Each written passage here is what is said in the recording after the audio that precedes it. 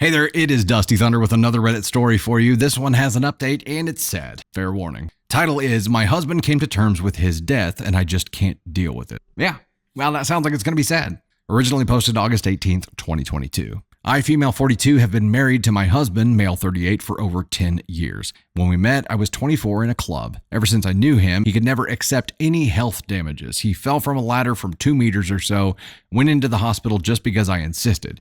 When he was 25, he started to complain about his knee hurting really bad when he bends it. Took me 5 years to send him to the doctor over this. He ended up having surgery after, which he was supposed to rest for 2 months. After 2 weeks, he was back at it, working out and jogging. 2 years ago, he was diagnosed with leukemia. He straight away stopped smoking after the diagnosis and worked out even more than before so he could try to boost his health. It didn't help at all. And last month, his health went downhill. He got all pale and he got weak to the point that I had to help him upstairs on a few occasions. 2 days ago, while dining, our daughter, 15 female, asked him if he could take her hiking to the Alps next year. He just said something along the lines of, I'm not sure if I'll still be around by that time. I held my cool. After that, our daughters left to go to sleep and I blew up on him. I just started screaming. I can't even remember exactly what it was anymore. Something like, from the moment I met you, you never gave in to any health condition. You always overcame everything. And now, from out of nowhere, you accept your own death? Normally, he would raise his voice at me saying, we are not animals in this house, so we will not scream at each other. But not then. He just glared into the corner of the kitchen and said nothing. And when his eyes started watering, my heart shattered into 1,000 pieces. At that moment, I knew I only had a short time left with the love of my life, and I will forever regret blowing up at him. Edit, I apologized for everything. He told me I didn't even have to, and that it's only natural, and that stages of grief are a real thing. To all the people saying he deserved it because he was smoking, I hope you never have to go through something like this. At first, I didn't even want to edit anything here, but seeing how many people showed their sympathy, I needed to say thank you to all of you. We had a long talk today and I decided to arrange bucket list days for him so he enjoys the last few months that he has.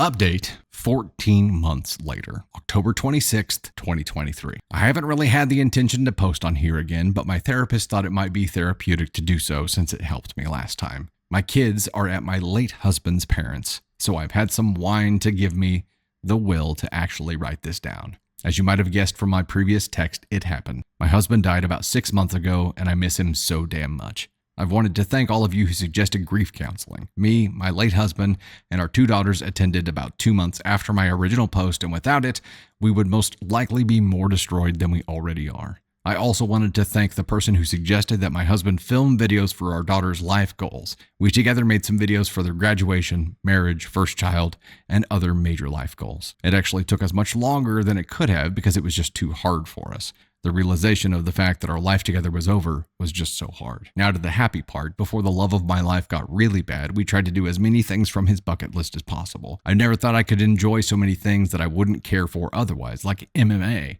It was his passion for such a long time, but he never actually saw a fight in person. We finally went to the castle in the center of our city for the first time after living here for 6 years. Never had the time. Now we had all the time in the world for ourselves and our kids. We traveled a lot.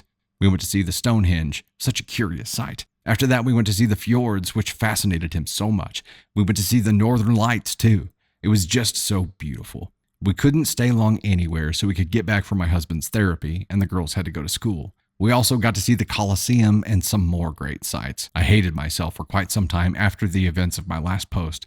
When he was still alive, he mentioned it only once, told me not to worry about it, that it was just the silent thoughts said out loud, and that he doesn't want me to ever worry about it again or he'll haunt me. Some of you may think that it was not nice, but we used to have a specific humor, and we have one rule in our house. As long as it's funny, it's allowed. Also, if the person who is the butt of the joke finds it funny, it's okay. He got really bad about a month before passing. I mean, when we were traveling, he was in a wheelchair, but that was only for long walks. But the last month, he already couldn't move without it. I hated to see him in that state. It hurt both me and our daughters. It was just so painful. And I also saw the pain in his eyes. He was so angry that he couldn't go by his own way. Euthanasia is not legal where we live. He was always a pro. I didn't used to be. But now, when I saw how much in pain he was, I would do anything just for him to feel better. He deserved to choose his own way out. What he didn't deserve was to spend his last days in pain or under drugs. The last moments our whole family was with him, with my parents and in-laws too.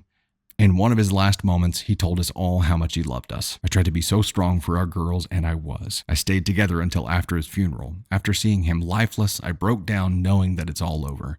But at least he didn't feel pain anymore. I will never forget you, Patrick. I will forever love you. You are my light in this dark world, and you were the fire that kept me from freezing. Now I will try to be as good of a support you were to me, to our daughters, who love you so much. Miss you. Candy Thunder left some thoughts on here for us. She said, this story made me incredibly sad. It's heartbreaking, but it also reminded me that life is never promised and not to take things for granted. We don't normally share stories such as this one, but it just felt like it needed to be shared with the world tonight. It reminds us to love our loved ones harder and let the small stuff go, because in the end, it's not what matters.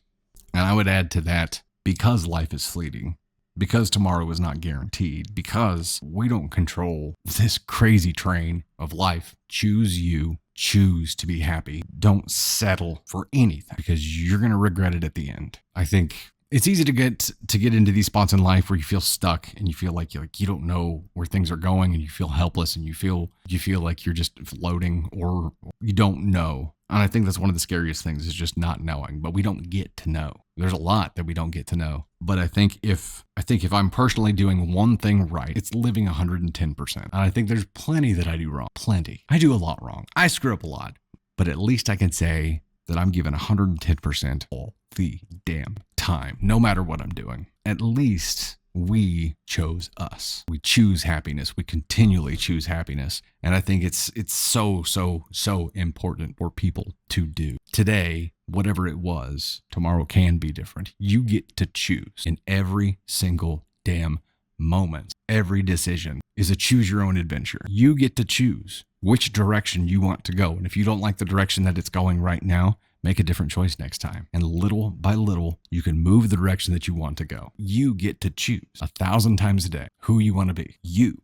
And then in the end, you don't. You don't get to choose the timing. You don't get to choose how things end. There's a lot of things that you don't get to choose. So for the things that you can choose, don't leave it on the table. Control what you can. Don't let life happen to you. Happen to life. Be intentional with every damn thing that you've got, because there will come a point that you wish you had been. And I hope I never get, obviously everybody has an end. I hope I never get to the point where I regret not doing things differently.